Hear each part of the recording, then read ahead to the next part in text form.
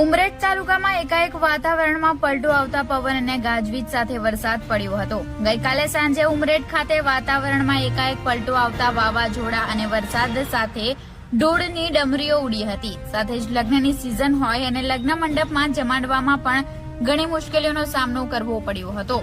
સાથે સાથે ખેડૂતો પણ ચિંતામાં પડી ગયા હતા। હાઈવે રોડ પર લગાવેલા હોર્ડિંગ્સો પણ ફાટી ગયા હતા અને સાથે લાઇટો પણ બંધ થઈ ગઈ હતી। રિપોર્ટર ફકરુદ્દીન કાઝી, ઉમરેઠ।